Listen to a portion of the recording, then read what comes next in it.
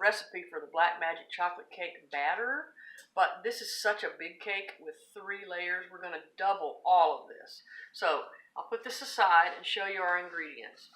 Right here is our flour, and for this double recipe, we're going to use 3.5 cups of all-purpose flour. Next ingredient is sugar. We're going to double it. This is 4 cups of sugar. Then we're doubling 3/4, and this is 1.5 cups of cocoa. And then in this dish, we've got several dry ingredients mixed together. We've got 2 tablespoons of baking powder.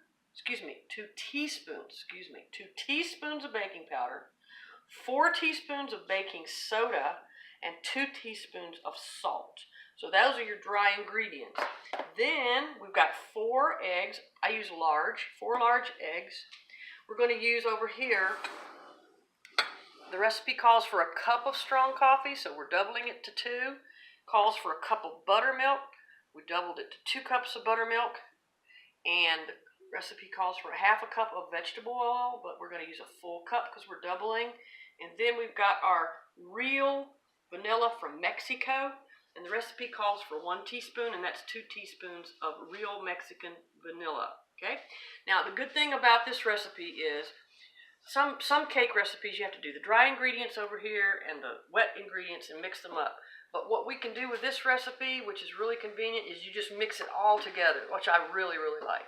So, we've got our flour and our sugar, and we're going to get a big spoon, and we're going to, I'm going to use a fork, and we're going to incorporate that all together, make sure it's mixed in really, really good. Okay? This is going to be a big cake, you can already tell, right? Okay, then we've got our soda, salt, and baking powder measurements that we talked about. Those are going to go in there. All right. Then we've got our cocoa. Put it in. Woo! I got a cocoa cloud. Mix that all in as good as you can. I'm going to bring it closer to me so the camera's going to move over. There we go. And I want to tell you while I'm mixing this, we got 2 very special people in the house today.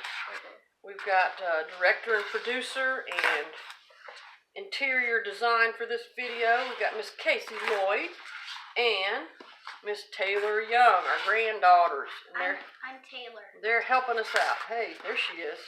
Okay, they were very helpful. All right, so we got all that in there like that.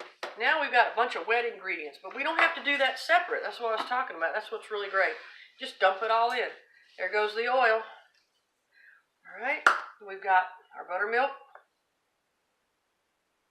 Yum. And 2 cups of really strong coffee. And then good old Mexican vanilla. And 4 eggs.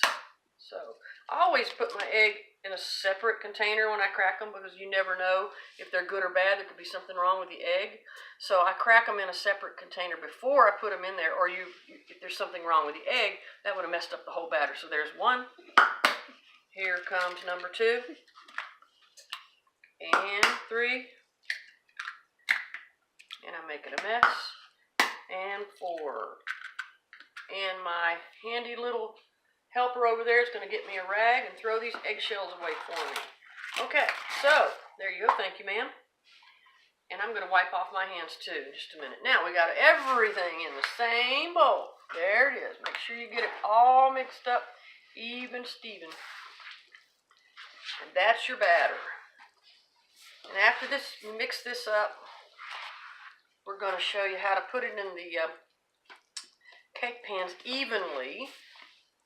I always talk about my mama when I'm baking. She was such a great baker. My mother was very meticulous about measurements.